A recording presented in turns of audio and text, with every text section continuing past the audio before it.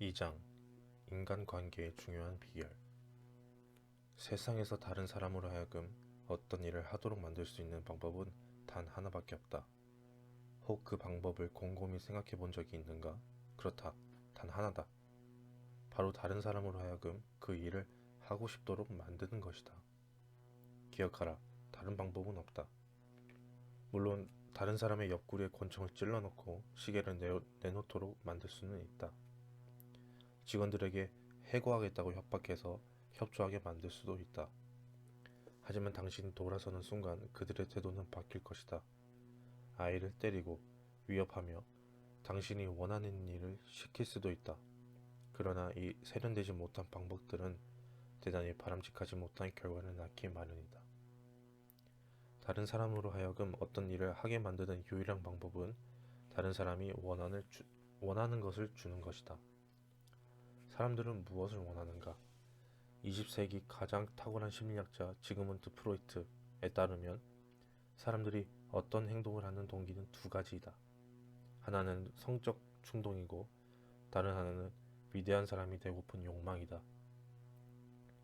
미국의 가장 뛰어난 철학자 중 한 사람이었던 존 듀이 교수는 조금 다르게 표현했다. 듀이는 인간 본성의 가장 깊은 충동은 중요한 사람이 되고픈 욕망이라고 말했다. 이 표현을 기억하라. 중요한 사람이 되고픈 욕망이다. 이 표현은 의미심장하다. 앞으로도 이 책에서 이 표현을 많이 보게 될 것이다. 사람들은 무엇을 원하는가? 그렇게 많은 것들을 원하지는 않는다. 하지만 그 얼마 안 되는 것들에 대해서는 부정할 수 없을 정도로 완강하게 갈망한다. 대부분 사람들이 원하는 몇 가지는 다음과 같다. 첫 번째, 건강과 생명 유지. 두 번째, 음식. 세 번째, 잠. 네 번째, 돈과 돈으로 살 수 없는 것. 다섯 번째, 내세의 삶. 여섯 번째, 성적 만족. 일곱 번째, 아이들의 행복과 건강. 여덟 번째, 자신이 중요한 사람이라는 느낌. 이러한 욕구들은 보통 충족되기 마련이다. 단 하나만 제외하면 말이다. 음식이나 수면처럼 간절하고 필수적이지만 충족되는 게 쉽지 않은 열망이 하나 있다. 바로 프로이트가 위대한 사람이 되고 싶은 욕망이라고 부르는 것이다. 바로 듀이가 중요한 사람이 되고픈 욕망이라고 부르는 것이다. 링컨은 어떤 편지의 첫 부분에서 다음과 같이 쓴 일이 있다.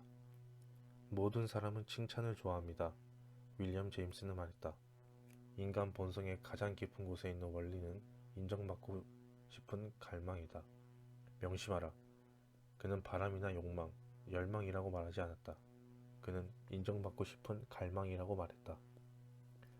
이 갈망은 누그러지지 않고 변함없는 갈망이다. 이 마음속의 굶주림을 정직한 방법으로 해결할 줄 아는 소수의 사람들은 다른 사람들을 자신의 마음대로 다루고 그가 죽으며 심지어 장의사도 안타까워하는 사람이 된다. 자신이 중요한 사람이라는 느낌에 대한 욕망이야말로 인류와 동물을 구분짓는 중요한 차이 중 하나다. 예를 들어보자.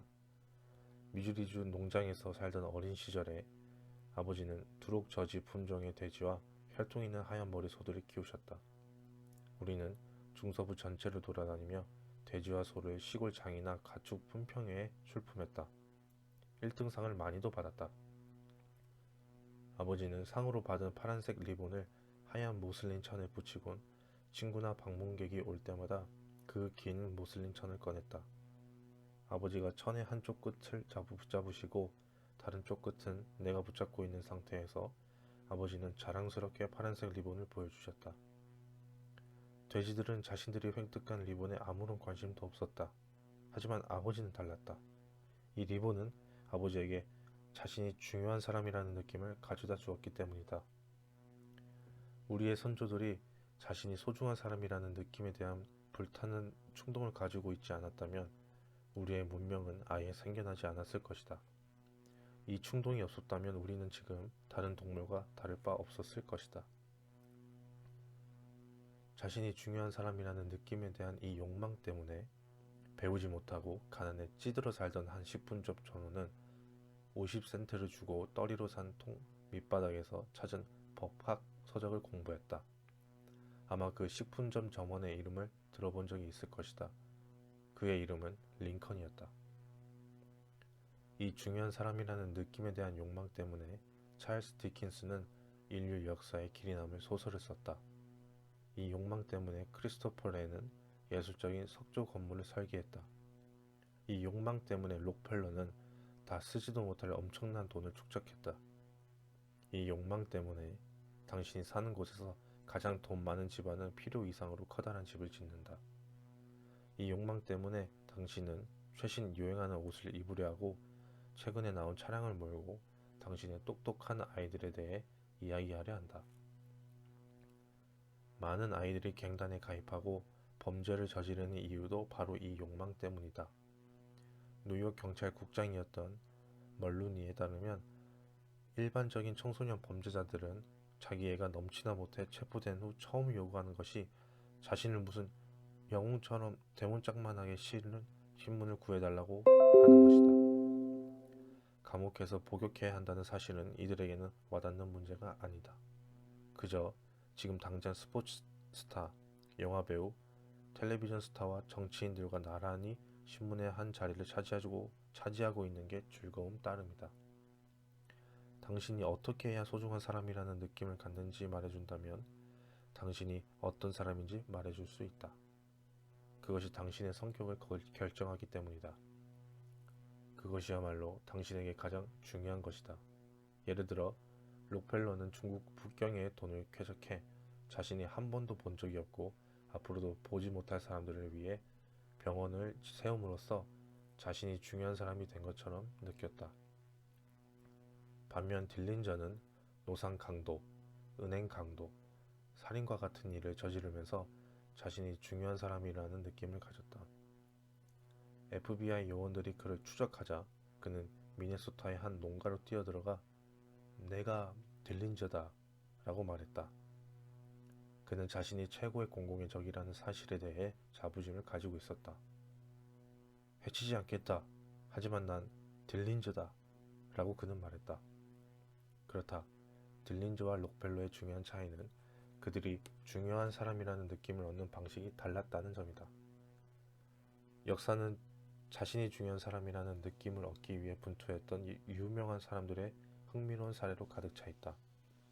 심지어 조지 워싱턴조차도 사람들이 미국 대통령 각하라고 불러주기 바랐고 콜럼버스는 해군 제독이자 인도의 총독이라는 칭호를 달라고 간청했다. 예카테리나 2세는 여왕 폐하라고 적혀있지 않은 편지는 열어보지도 않으려 했고 링컨 부인은 백악관에서 마치 호랑이처럼 그랜트 장군 부인에게 덤벼들며 소리쳤다고 한다. 내가 초대도 하지 않았는데 어떻게 감히 내 앞에 앉아있는 거죠? 미국의 백만 장자들이 비드 제독의 1928년 남극 탐사를 재정적으로 지원했던 이유는 남극의 얼음산에 자신들의 이름을 붙이려는 열망 때문이었다. 빅토르 위고는 파리라는 도시의 이름을 자신의 이름으로 바꿔주기를 원했다. 최고 중에서도 최고라 할 수 있는 작가 셰익스피어마저도 가문 문장을 얻어 자신의 이름을 더욱 빛내려 했다. 동정과 관심을 얻고 자신이 중요한 사람이라는 느낌을 받기 위해 환자가 되는 사람도 있다. 맥킨리 부인의 예를 들어보자. 그녀는 미국 대통령이었던 자신의 남편이 중요한 국사는 도외시한 채 침대에 등을 기대고 누워 그녀를 안고 잠들 때까지 지켜보게 하면서 자신이 중요한 사람이라고 느꼈다. 아픈 치아를 치료하는 동안에도 항상 자신의 곁을 떠나지 못하게 하면서 끝없이 관심을 받으려는 욕망을 충족시켰다. 한 번은 남편이 국무장관 존 헤이와의 약속을 지키느라 치과 의사와 단둘이 남겨지자 불같이 화를 냈다고 한다.